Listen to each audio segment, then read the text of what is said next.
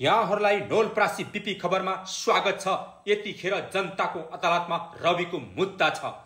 देशव्यापी रूपमा रविको पक्षमा राजनीतिक प्रतिशोधको विरुद्धमा हस्ताक्षर अभियान चलिरहेको छ।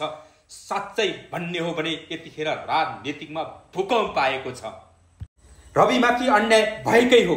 उनीमाथि लागेको अभियोगको कुनै प्रमाण भेटिएकै छैन। किन भन्दा राज्यसँग कुनै किसिमको प्रमाणै छैन र संसदीय छानबिन समितिको प्रतिवेदनले समेत भनेको छ उनी निर्दोष छन् भन्ने कुरा। आज राजनीतिक प्रतिशोधको विरोधमा रवि लामिछानेको पक्षमा नवलपरासी सुनोल चौरामा त्यहाँका स्थानीय जनताहरू स्वतः स्फूर्तका साथ हस्ताक्षर अभियानमा सहभागी भएका छन् र रवि निर्दोष छन् भनेर देखाउन खोजिरहेका छन्। हस्ताक्षर अभियान छ। यसको उपादेयता उद्देश्य, यसको महत्त्व र यसले पार्न सक्ने आम जनमानसमा यसको प्रभाव अनि राष्ट्रिय अन्तर्राष्ट्रिय जगतमा पर्ने प्रभावको बारे यहाँले बताइदिनुहुन्छ। अब हाम्रो छानेलाई यसलाई पनि उहाँको राजनीतिक प्रतिशोधको कारणले आज उहाँ हिरासतमा हुनुहुन्छ। उहाँकी सहकारीको सञ्चालक समिति हुन पर्यो कि सदस्य केही हुनु पर्यो। उहाँ केही नहुँदा पनि राज्यले प्रतिशोधको तरिकाले उहाँलाई जेलमा लगेर प्रचण्ड 45 डिग्रीको कारागारमा लगेर सुनेको छ। त्यसको अन्यायको विरुद्ध म त यस संस्थामा सदस्य नै भएको अध्यक्ष नै हो र पनि त मलाई यति पेट पोल्छ र सर्वसाधारण आज गरिबदेखि जनता 82-83 वर्षको बुवाहरू पनि हस्ताक्षर गरिराख्नु भएको छ। किनभने रवि लामिछानेलाई अन्याय भएको छ। अब हामी साथतिर केही हुन्छ कि भनेर उहाँहरू लागि पर्नुभएको छ। त्यस्तै उद्देश्यले सबैजनाले साथ सहयोग गर्दै अगाडि बढ्नु होला। राष्ट्रिय स्वतन्त्र पार्टीका सभापति रवि लामिछानेमाथि भएको एउटा निर्दोष व्यक्ति हो रवि लामिछाने। हामीलाई चाहिँ यहाँसम्म लाग्छ कि हामीले उहाँको विरोधमा अब हामी खुलेरै लाग्नुपर्छ र यो हस्ताक्षर कार्यक्रममा पनि हामी पनि लाग्नुपर्छ जस्तो मलाई लागेको छ। उहाँको पक्षमा हामी लागेकै छौँ। किनभने अस्ति मात्रै पनि हाम्रो नेशनल नयाँ पार्टीका हाम्रो संयोजक डाक्टर बाबुराम भट्टराई पनि गएर रविजी निर्दोष मान्छे हो भनेर स्वीकार गरेको छ। हामी पनि अब त्यसैभरि यो अभियान चलाउनुपर्छ र वैकल्पिक नयाँ शक्तिका यो 84सम्म यिनी पुराना पार्टीलाई चाहिँ हामी उठाएर अब हाम्रो यो नयाँ शक्ति र यो रवि लामिछाने सबै विरोधमा चाहिँ हामी चाहिँ लाग्छौँ भन्ने हाम्रो पुरा समर्थन छ। धन्यवाद। नमस्कार। यहाँ आउनुभयो राष्ट्रिय स्वतन्त्र पार्टीको अध्यक्ष रवि लामिछाने जीप्रति राज्यले गरेको राजनीतिक प्रतिशोधपूर्ण व्यवहारको विरुद्धमा राष्ट्रिय स्वतन्त्र पार्टीको अध्यक्षले न्याय पाउनु भनेको खातिर नै होला यहाँहरू आउनुभएको र मलाई यो भनिदिनुहोस् कि तपाईँ थाहा मात्रै पाएर स्वेच्छाले आउनुभयो कि कसैले बोलाएर आयो अनुरोधले आउनुभयो? तपाईँ गरौँ भएको के अरे अब ठिक छ राज्यको लागि के गर्न खोज्नु भएको व्यक्ति हो नि त। उहाँले छोडाउन पर्छ भने ठिक गयो। रवि भट्टराईज्यू नमस्कार। यहाँलाई बीपी खबर नवलपरासीको तर्फदेखि स्वागत छ। हजुर सुनोल नगरको नगर सभापति पनि हुनुहुन्छ क्या र सभापति रवि लामिछानेको न्याय हेतु राज्यद्वारा गरिएको राजनीतिक प्रतिशोध विरोधमा सञ्चालित हस्ताक्षर सङ्कलनको अवस्था कस्तो रह्यो र यो कहिलेसम्म चलाउनुहुन्छ? हामीले यो गरिएको एउटा के छ भन्दाखेरि यो माध्यमलाई सकेसम्म टोल टोल चोक चोक सबै जनतासित जोडाउने भनिएका छ। अनि त्यसको चाहिँ अझै हामी केही दिनसम्म अझै 10-15 दिन या त्यतिसम्म पनि हामीहरू यति नै भनेर चाहिँ टाइम दिएको छैन। यसलाई चाहिँ जो जनमानसमा सबैमा उहाँहरूसँग जाने, उहाँहरूको राय बुझ्ने के साँच्चै रवि लामिछानेलाई राज्यले राजनीतिक प्रतिशोधका हिसाबमा राखेकै हो, गरेकै हो या होइन भनेर उहाँहरूलाई चाहिँ कुनै किसिमको फोर्स नगरिकन उहाँहरूलाई बुझाएर मात्रै स्वीकार गर्ने अभियान हो। त्यही अभियान हाम्रो केही टाइम लाग्छ। फेरि अर्को जिज्ञासा राखिहाल्नु, विगतमा पनि यस्तो हस्ताक्षर कार्यक्रम नेपालमा नचलेका थिए तर त्यो चाहिँ सहर केन्द्रित मात्रै छ। यहाँहरू चाहिँ टोलमा गाउँ गाउँमा जाँदै हुन्छ। यसको आवश्यकता किन पर्यो? धन्यवाद सर। म यहाँलाई चाहिँ फेरि एउटा कुरा अवगत गराइहाल्नु। अब हामीले चाहिँ यो गरिराख्दाखेरि यो अहिले चाहिँ हस्ताक्षर अभियान गरिराख्दाखेरि के छ भन्दाखेरि हामीले यो अहिले यहाँ चाहिँ धेरै जस्तो यहाँ अहिले हामी जम्मा भएका साथीहरू नगरका टोली हो। अब सुनवल नगर समितिका साथीहरू यसमा चाहिँ जोडिनु भएको छ। हामी टोल अलिकति यो बजार केन्द्रित भएर लागेका छौँ र जुनमा हाम्रो सङ्गठन छ, जुन वडामा सुनवलका सम्पूर्ण 13 वडा सहित अस्ति हामी परासी पनि गरियो।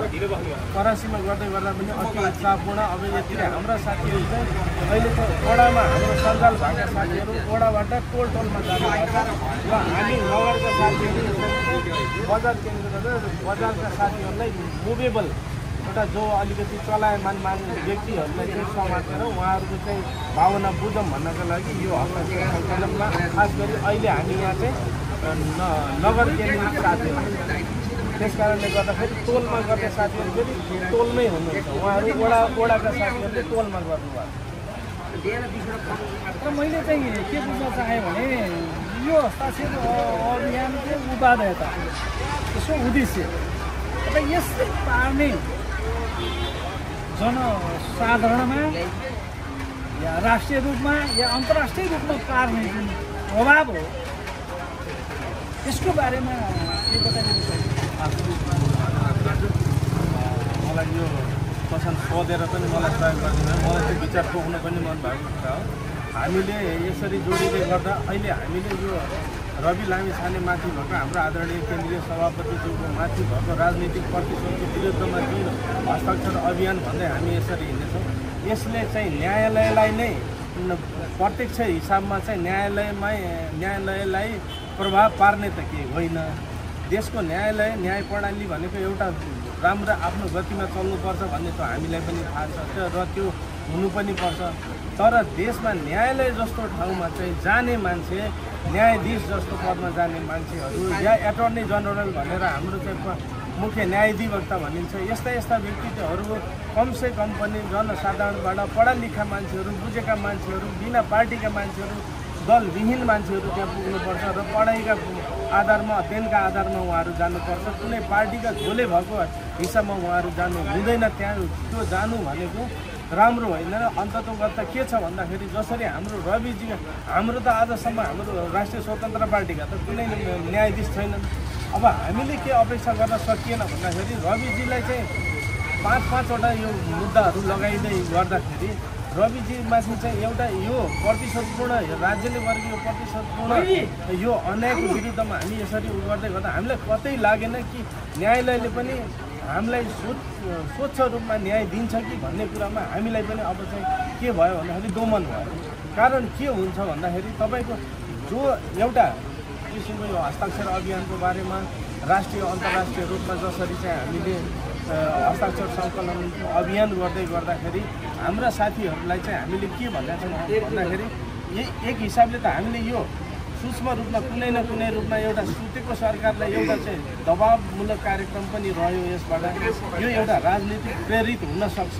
तर अर्को कुरा के छ भने यसरी छरिएर विभिन्न हाम्रो सङ्गठन भर्खर निर्माण भएको सङ्गठनले गर्दाखेरि भर्खर हामी तेस्रो वर्ष पार गरेका छौँ, चौथो वर्षमा सुरु भएको छौँ भर्खर असार 7 गते पछाडि। यो हुँदै गर्दाखेरि अब हाम्रो अपेक्षा के पनि हो भन्दाखेरि कति जनताहरू हाम्रो पक्षमा, कति जनताहरूले स्वच्छ रूपमा उहाँहरू आफू स्वतस्फूर्त आफू आएर सिग्नेचर गर्नुपर्छ भन्छ। बाटोमा हिँडिरहेको देख्दाखेरि यहाँ हाम्रो चाहिँ यो ब्यानर देखेपछि कुन किसिमको सद्भाव रहेछ, यो अगाध सद्भावका लागि सम्पूर्णलाई म धन्यवाद पनि दिन चाहन्छु। रवि लामिछानेलाई मात्रै यत्रो खेदाइकिन गऱ्यो होला, यसभित्र राज्य पक्षको मकसद के होला, यहाँको बुझाइ के हो? एउटा रवि लामिछानेको मात्रै क्रेजले चाहिँ कमसेकम 21 जना सांसद, 21 जना पनि त्यो पनि पुरातन पार्टीको 10 जना बराबर हाम्रो एउटै सांसद काफी छ। उनीहरूको तुलना हेर्दाखेरि हाम्रा साथीहरूको काबिलियत हेर्न सक्नुहुन्छ, संसदमा उनीहरूले गरेका प्रगतिहरू हेर्न सक्नुहुन्छ। यो सबैले गर्दाखेरि उनीहरूको मनमा के भने अब चाहिँ रवि लामिछानेलाई कुनै न कुनै हिसाबमा हामीले यदि फसाउन सकेनौँ भने हामी बढारिने हो। हामीले खाइपाई आएको जुन पुरानो चाहिँ हाम्रो जे चलेर आएको छ त्यो खाइपाई आएको हामी सबै हामी चाहिँ बर्बादै हुन्छौँ भन्ने लागेर अब साधारण कुरा अब मैले यसो भनिराख्दाखेरि यो आरोप लगाएको हुनसक्छ तर छर्लङ्गै त देखिन्छ नि। रविजी अस्ति भर्खर निवर्तमानको गृहमन्त्री तथा उप प्रधानमन्त्री भइराख्दाखेरि रविजी फाइल खोल्छु भन्दै गर्दा या कुनै न कुनै माध्यमबाट अब पर्सेको सरकारले एउटा गिरीबन्धु र एउटा भुटानी शरणार्थी जो यिनी दुईटै पार्टीका मान्छेहरू त्यसमा ठुला मान्छेहरू सम्मिलित छन् जहाँहरू अब यिनीहरू सम्मिलित भएका पार्टीहरू अब एक ठाउँमा आएन भने रविले हामीलाई बढार्छ सोत्तरै पार्ने भयो भन्ने जस्तो भइसके पछाडि उनीहरूले रातारात एउटा संसारको कुनै पनि एउटा पोलिटिक्समा नगरिएको अभ्यास एउटा प्रमुख प्रतिपक्षी दल र एउटा मुख्य दल दुईटा मिलेर सरकार बनाउने यो प्र्याक्टिस यस पछाडि रविजीकै कारणले गर्दाखेरि भएको। अब रविजी भित्र हुँदाखेरि उनीहरूलाई केही हिसाबमा राहत त मिल्यो होला तर हाम्रो बुझाइ के छ भन्दाखेरि रविजी जबसम्म चाहिँ भित्र हुनुहुन्छ बाहिर हुँदा त एक किसिमको प्रेस त कसैले धान्नै सक्दैन भित्र हुँदा पनि यिनीहरूको नाङ्गेझार भइरहेछ दिनौँ यिनीहरूको चाहिँ यिनीहरूको औकात यिनीहरू कुन लेभलको राजनीति गर्छन् यिनीहरूले कसरी देश चलाएको छन् कसरी लुटेको छन् भन्ने कुरा छर्लङ्गिँदैछ र हाम्रो रविजीको प्लस हाम्रो राष्ट्रिय स्वतन्त्र पार्टी नेपालको यसको चाहिँ विशेष गरेर अझ पनि स्तर बढ्दो छ भन्छु मैले। त्यस कारणले गर्दाखेरि पनि अब उनीहरूलाई यो चाहिँ भनेको राष्ट्रिय स्वतन्त्र पार्टी भनेको यी दुईवटा पार्टीलाई खास गरी यो असुरक्षा हो। यो असुरक्षाको लागि उनीहरूलाई यसलाई लएर थन्काइदिए पछाडि घन्टी सकिन्छ भने होला नि। रवि जस्ता अब हजार जन्मेका छन्। अब यो क्रेजले चाहिँ रविजीले त्यसैले हाम्रो केन्द्रीय सभापतिले पनि भन्नुभएको छ म जेलमै सडाउँला मलाई जेलमै मार्लान् या जे पनि हुनसक्छ त्यो हुँदैमा अब कमसेकम एउटा ब्यालेट पेपरमा घन्टी त आएको छ नि साथीहरू त्यो घन्टी म हो भन्नु होला भन्नुहुन्छ। हाम्रो मकसद पनि त्यही छ रवि लामिछाने एउटा रवि लामिछानेलाई खोलेर अब हजार रवि लामिछाने लाखौँ रवि लामिछाने निस्किसकेको अवस्थामा त अब राज्यले फेर्न सक्ने स्थिति छैन। अब यो राज्यकै कारणले राष्ट्रिय स्वतन्त्र पार्टीको अध्यक्ष रवि लामिछाने चाहिँ नेपालको चाहिँ नेसनल मण्डेला हुने भए भन्ने खालको एउटा त्यो क्लाइमिङ पनि सुनिन्छ क्या। यो राज्यले चाहिँ तपाईँहरूलाई यो हस्ताक्षर अभियानमा घुमिनको लागि पनि बाध्य बनायो एकदमै।